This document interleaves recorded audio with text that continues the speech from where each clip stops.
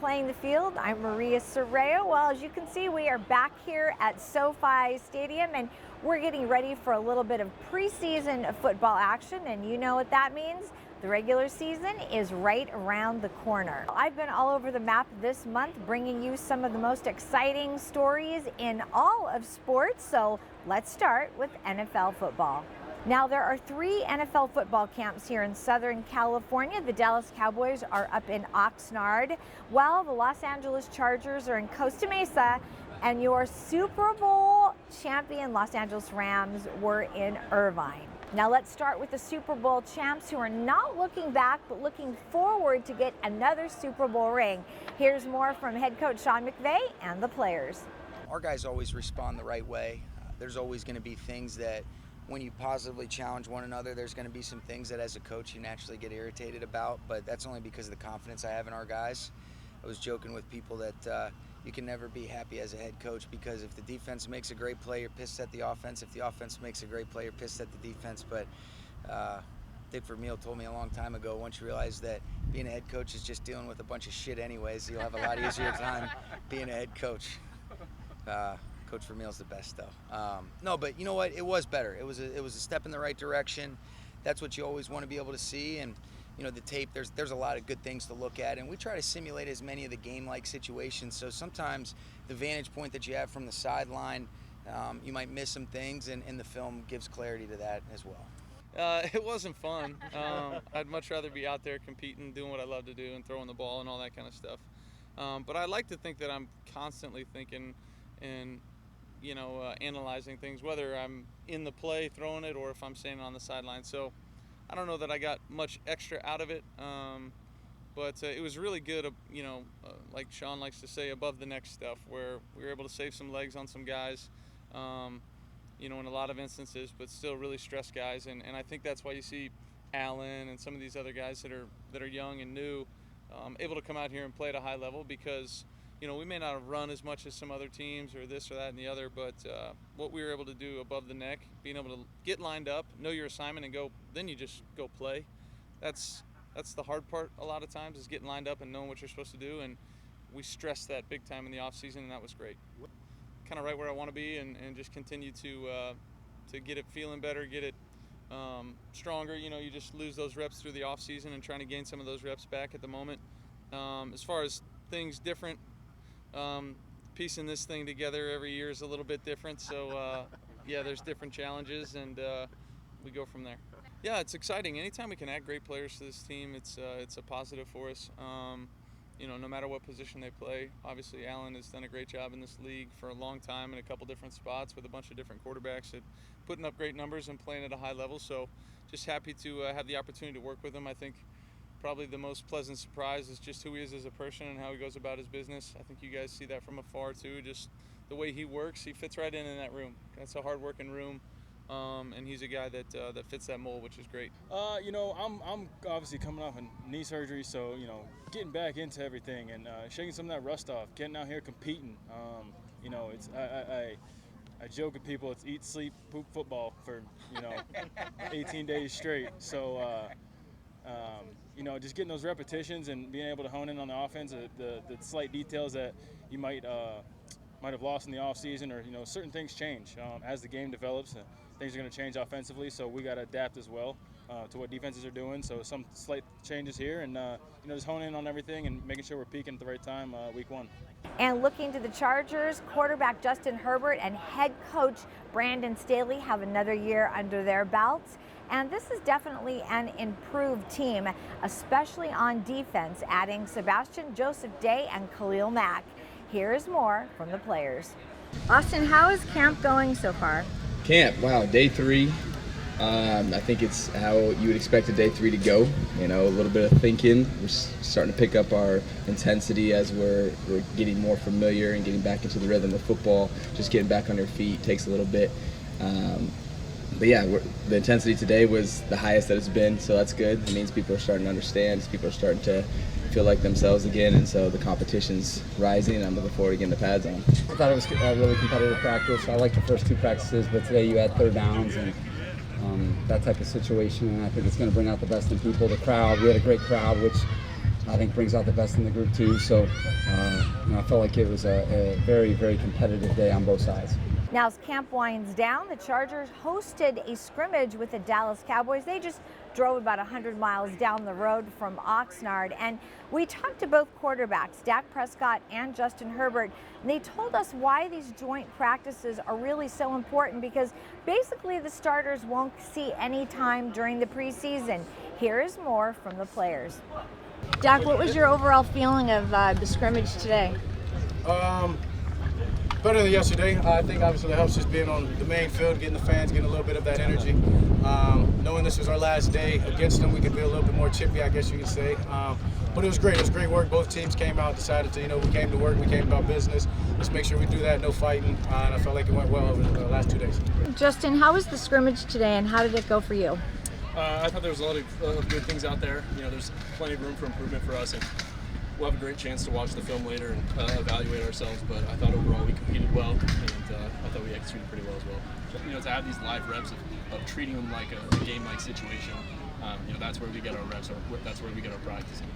Since we're not playing in the preseason, we need to take advantage of these reps, and we did. We felt like we really got after the past couple of days. To go up against a team like that, I think it's a great learning lesson for us as well to see a team that flies around like that, and the front seven like they've got. So I thought it was a great opportunity for us. The Rams will open on Thursday Night Football right here at SoFi Stadium, and the Chargers on Sunday, they will be right here as well against the Silver and Black. Now last year the Indy Car Series traveled to Nashville, Tennessee. It was their inaugural race. This year they had even more fans at the venue. Now I sat down with Rahal Letterman Lanigan driver Graham Rahal, who talked about the importance of adding even more new cities to their schedule. Here's more. Graham, second year in Nashville, and recently I read that you were talking about maybe races in other cities as well, like Pittsburgh. How long does it kind of take to facilitate a new city in IndyCar? Well, I think it takes quite a while to get it all put together. I also think that generally it takes a combination of a lot of great things like good promotion and so on and so forth. So to me, I think it's, I'm just trying to put out ideas at this stage. And I think, we all know, like specifically in Long Beach, what it's done for the city of Long Beach. And, here in Nashville, I think the race is going to continue to be a tremendous thing. So we just got to think of what's next. It's interesting you say that, because last night I was talking to some of the fans that have come here from Chicago. They've kind of come from all over because they came last year and they enjoyed it so much. So you're right, it really does build the fan base. Well, and it's gonna get better with years. It's kind of like the old saying, Rome wasn't built in a day, nor was the Long Beach Grand Prix. Right, you're absolutely And nor is the Music City Grand Prix, and St. Petersburg Grand Prix and Toronto Grand Prix. All these places. They come over time and they develop and they evolve and they get better, and ultimately that's what I think we're trying to do here. And I thought Scott Borchetta, Matt Cruz, everybody in the promotional staff that makes this race happen, I thought did a great job from year 1 to 2. Now we just got to keep going forward. I was going to ask you some of the biggest differences that you've seen this year. Well, I think difference-wise, I think that the track layout's a little different in a few areas for the better. What changes did they make? Well, a lot, to be honest. So turn 9's different, turn 11's different, turn 10, the exit wall is different, turn 11, the entry wall as well as the apex wall is different. Turn 1 and 2 is a little bit wider. Turn 3, the angle of the wall is slightly different. Turn 4 is different. You can hear literally almost every corner has some sort of variation of what we had last year, and that's good. That's okay. We just we've got to keep making it better and better and better for years to come. Were those for safety concerns or? Combination of, I think also, when you design a racetrack on a city street, the first year is always kind of throwing darts at a wall and just hoping that what you picked is good, and as you go on from there, it can certainly improve. Seems like they've had a lot of support events going on with this race too as well. They do a really good job with having the track full. And, Long Beach is the same, but there are races that we go to, frankly, like Detroit this year, that was pretty quiet. And so I think that, and that's on the promoter. The promoter needs to be the one to pick the series that come and race, and push the barriers, and I think they do a great job here. Now, this is the second season for Rahal Letterman Lanigan driver Jack Harvey, and he was thrilled to be back in Nashville. I don't know what it is. Every time you get here, it's just such a vibrant energy here. We went into a couple of honky tonks and just had a kind of a fun time. Just honestly listening to the music, and the people watching here is pretty spectacular as well. So honestly, it's just been a really fun place. I love that the NTT IndyCar series is coming to places like Nashville, and so far the Music City Grand Prix has just been awesome. For people that may not know a lot about you, I want to kind of take them back a little bit. You drove in Europe, where you grew up, obviously England. What was the racing like there, and how did you first get involved? Well, I really first got involved in racing through my dad. He did a lot of different types of racing, kind of comparable to like sprint cars in America, and started in go-karting. And to be honest, my path to IndyCar has been a pretty traditional one. I just have progressed through the ranks, you know, every step at the time, and I joined Rahal Letterman Lanigan Racing at the end of last season, start of this season, and yeah, it's been a pretty typical path. When did you decide it was going to be IndyCar and maybe not another series? Well, to be honest, when we set out on this journey in the first place, you know, my mum and dad always just kind of felt like, you know, a successful career is one that hopefully you can get paid to class this as a job, you know, and I think that's why we're lucky that this is a job to us. You know, it's also our passion, it's what we love to do, you know, and things like that. And yeah, you know, I really, that path became a little clearer for me towards the end of 2013. You know, that IndyCar was an avenue that we can come and explore, and honestly, I think that was a really healthy thing for me to do. I've really enjoyed living in America. I think the energy here is a bit different than racing in Europe, and honestly, I just really found my spark for racing. When you say the energy is different in Europe, what do you mean by that? I mean, honestly, it's something you probably have to experience, because like when you go there, for example, even in the backdrop, you're going to see people just walking around today, and you know, they can be in the paddock. In Europe, a lot of times you can't. Like, you know, fans don't have any access to seeing the cars other than getting a grandstand ticket and just watching. So I think it's just a lot more open, I guess is probably the word I'd like to describe. It's not shut off. You know, we want the fans in here. We want them to, you know, come and mingle and, you know, see what it is we get to do, because the more that people can understand a sport, the more they, you know, become passionate about it. And even just, you know, the camaraderie between me and the other drivers and things like that is just a bit more fun.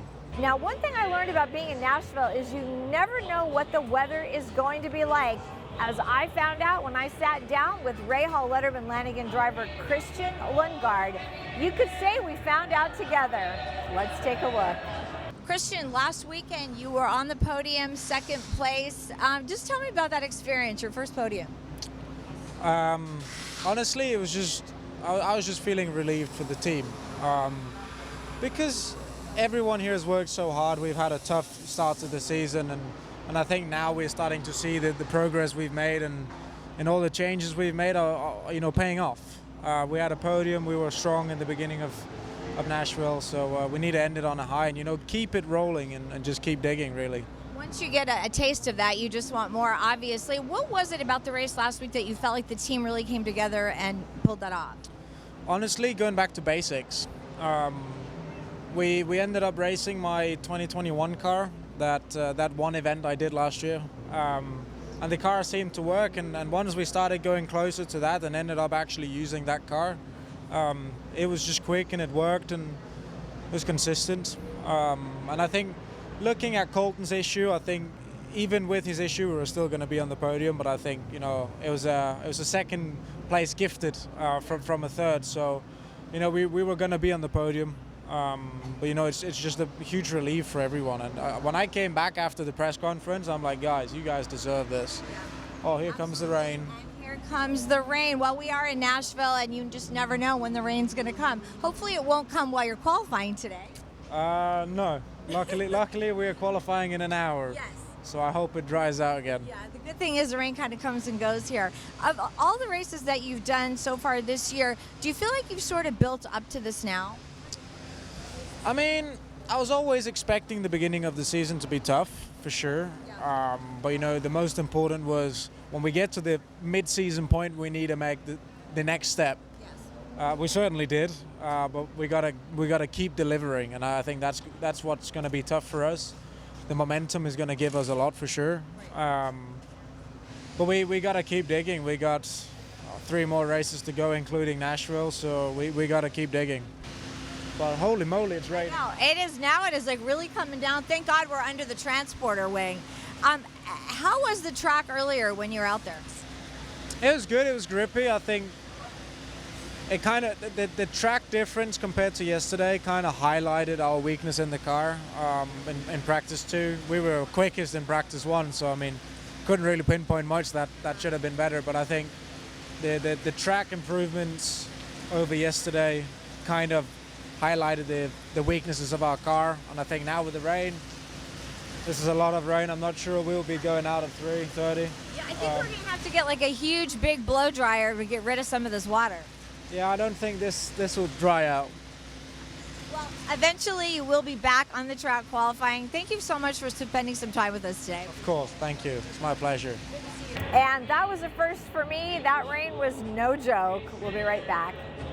Now, we all know the Los Angeles Dodgers are a storied franchise, and one man has been telling their stories for 37 years through his photographs, and that's team photojournalist John Suhu.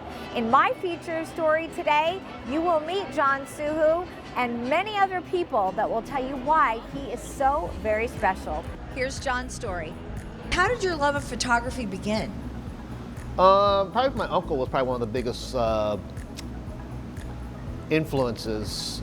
He would take us to these things called the Frank's photo shoots, and they bring these models out to his ranch out in Antelope Valley, and it was sponsored by Frank's Camera Store, and so the photographers would go to these places and shoot these scantily clad women posing as models, and so I just kind of like joined on board and started going with him. And then my other uncle, he would shoot all the family Christmases, and he posed all the families in front of the tree. In our evening session, he would have, probably like 12 different families go through there and take family portraits in front of the Christmas tree. And he did that for years. That's just one of the things that kind of stood out in my mind, is that, well, maybe this is something I could really want to do. And so his early love of photography began with family until he had a meeting with legendary NBA photographer Andy Bernstein, who was looking for some help. Andy, I met there at the old LA Sports Arena. USC basketball played there, and so did the Clippers. And so on one of the changeover days, when I think it was Saturday game, USC women played at the Sports Arena. Clippers were playing at night. And so I sat down to shoot the SC game because I normally do that, and he came and sat down to get ready to shoot the Clipper game. And so we started talking, hit it off, and I started doing all the manual labor of printing for him. But what happened in 1988 not only changed the Dodgers' fate, but John's fate too. In 1988, the conflict that Andy had with NBA Photos was that he would have to travel overseas late in the year to be with NBA Photos shooting the Celtics or whatever in Europe or China or wherever they went. Right. And so whatever was left here that had to be handled, someone had to handle it. So probably from 88 on-ish, I was doing heavy account handling. It's pretty incredible because I didn't, honestly, I didn't really follow baseball that much. I mean, I've gone to games before, but never understood the meaning of NLCSs and World Series parts of it. And so when we first got to go to New York for the NLCS, Andy got the flu, and so he's struggling in the hotel. He was horrible that night. He couldn't do anything. Any of those I think it was 3 games there. And anyway, he was sick as a dog, so I was shooting like crazy because that's what I was supposed to do. I was a black and white guy, and at Shea Stadium, I was shooting overhead in the corridor, the concourse. He was on the field. But shortly after that Game 7, he told me that he's gonna have to go to Europe with the Celtics. I think it was the Celtics in '88. And so after Game 1 of Gibby hitting a home run, he had to go to LAX and fly out. And so the rest of Game 2, all the way to all the way to the White House, it was on my shoulders. As a 1988, so I was born in '62. So how many years is that? I was 26 years old. And so essentially, I was covering a lot of Dodger everything at that time. But the key for me is anybody could take a picture of a game action between the lines. It's what you could do outside those lines and how much of a relationship you can build with the people that you're photographing. And if you have the access and the opportunity, you should take advantage of that. because in the end, your integrity matters more than anything. And John's integrity has been a bright light that everyone around him can see. At the closing, when we were signing the documents to buy the team, a photographer comes into the room. Now, usually these things in lawyers' offices are very private, but the old ownership treated him like he was family, and he became our family. We kind of adopted him. He kind of came with the deal, but he was there. Everyone trusted him implicitly, which is what we really came to understand very, very quickly. He became part of our family instantly, like on the first day. I think the trust is, you know, in baseball, it's one of those things where you build trust from players and staff through time. And I think that, and also word of mouth. And John has obviously been with the Dodgers for so long, and word travels, and he's always, you know, he's very humble, as everyone that's met him knows, but he's always about the Dodgers, and he's always about making everyone look good, capture moments, and I think that's another thing that just cements the trust that we all have in him. He's been there over 30 years, you know, so he's earned that trust from generations of players now.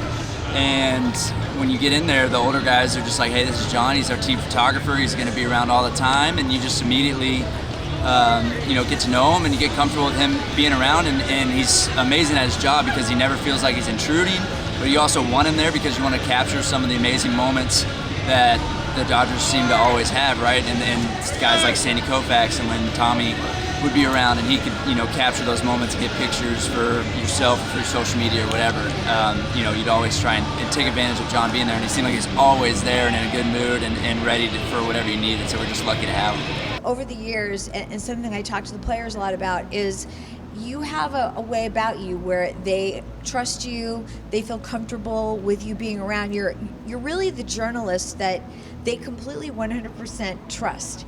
And it's just your way about you. Over the years, was that something learned, or do you feel like that was something innate? I gotta believe that's a lot of mom and dad in me as far as personality goes, because anybody could, with a camera, thinks they could be a photographer, and so that's the difference, is that the relationships you build with these people, these players, these managements, these owners, they matter. I'm here for them. I'm trying to get them to appreciate their careers during their careers. John Suhu has been the team photographer here for 37 years. What is your first memory of him? Well, first of all, I'm 37, so he's been here since I was born. That just tells you how old he is. But no, getting to work with John over the last 9 years has been incredible. I think, especially in today's day and age with so much technology and video and social media, you know, the old-fashioned photography, capturing moments, capturing, you know, pillars of our careers, I think is kind of overlooked a little bit. So I have a huge appreciation for John and what he does and the lookbooks that he puts together for us every single year. And I have a couple big blown up canvases that he gifted me in my house, photos that he took from the 2017 walk-off. So he's just a special person, and we appreciate him so much, and couldn't be happier to get to meet such a great guy. We just hit it off from the get-go, and you know, John was always that guy that he was sort of everywhere, but he was invisible. And then you see all these pictures come out from nowhere, and he just had that trust with everybody, and he was a lot older than I thought he was. And it's the funny thing is, I joke with him even today. It's like, dude, we're all aging, but you still look the same as you always did. So he's just so talented, and now, honestly, he is just one of my really, really good friends. You know, John has a very calming presence that people love. And somehow he has been able to survive, you know, 37 years of going on the road, being at every game. It's amazing to me, because I know after, you know, we have a long homestand and we're working every day, I think, oh, I'm ready for a day off. And here he's going on the road and loving it. And I just think there's something about his personality that is so calming and pleasant to people that he's been able to sort of go with the flow of all the different ownerships and, you know, make a name. And he's so dependable.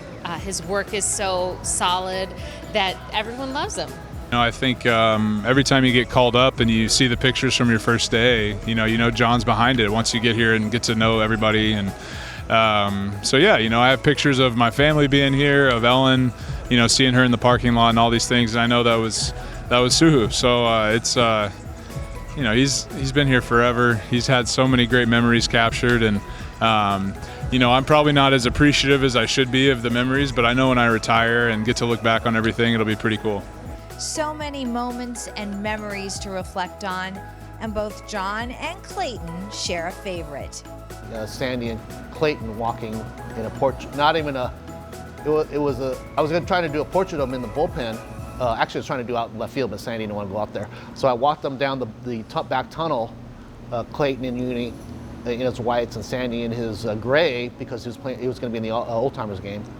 And so we're walking down the back tunnel, and they start talking to each other, and I was leading the walk, and just something inside of my head, just knocked me in the head, say, "Hey, turn around, you idiot! There's something going on really cool behind you." And they were just chatting as they're walking towards me. And I got the wall. I was able to get real low, the walls on the side that made it look kind of, it just looked kind of historical. And so that to me is like one of my favorite, Dodger moments of my photos, of a photograph that I like. There's a picture of Sandy and I back in that tunnel, and I've got that framed. I think that's pretty special. Just to, Sandy means a lot to me, and to have that moment captured is pretty cool.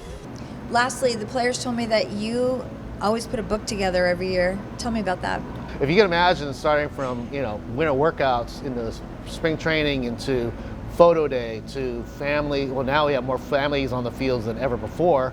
And so I'm shooting, whatever my staff, and I shoot kids with their parents running around, like Father's Day, there'll be another one, Mother's Day is another one. So all these events, I try to compile into a book. And the book is a coffee table style book that I put together just for owners and players. And a handful of trainers that, all the people that happen to be in it, I'll make it for them. And I can't make a bunch because I don't want to get in trouble with legal upstairs, but it is my gift to whoever, especially the ownership. When you see these, we have how many owners do we have? But they have all kids that have grown from little guys up until big old adults now. And so those memories are freaking huge. I think John does a really good job of kind of not being the forefront of anything, and that's a compliment, because I think at times, photographers try to take up your attention, and if you do that, people will lose interest and they don't want you around. But John is always like making sure that he's in the background, getting all the big moments, but you don't really know he's getting all the big moments, if that makes sense. And he just has a great feel for how to do it, and he takes great pictures too. It's always fun to look at his books and over the years and see everything that he's done. So I think just generally his personality too. I think guys get to know him and enjoy being around him, and that helps with the picture taking for sure. He's got a great sense of humor. We all bust his chops. Vin Scully used to love teasing him about the pictures that he takes. And in the old days, you wouldn't have as many outlets to see these pictures, okay? So Vin would say, "I don't know what you're doing with these, but they're somewhere in the ether, and I don't know what you're going to do with them someday." Now, we see 100 of his photos every night. He posts them every night. I do know, whether it's ownership or members of the team, look forward to getting that email every day of John's pictures, and they're always great. And we couldn't have remembered the last 10 years that I've been here without the work of John Suhu. He publishes a book at the end of every year with some of his best pictures, and they're always great, and they're always keepsakes that all of us will treasure for the rest of our lives. I love being where I'm at, and I'm going to do everything. I never take it for granted for a moment, because I know it can be gone in a moment. So I'm going to enjoy the ride, and I've been blessed by God to do this, and so I'm just going to continue doing it. And that will do it for today's show. Remember, you can watch Playing the Field anytime you want, 24/7 at playingthefieldtv.com. And on our next show, NFL football will be back, and we will be here to bring you all of the latest. I'm Maria Serrao, and we'll see you next time.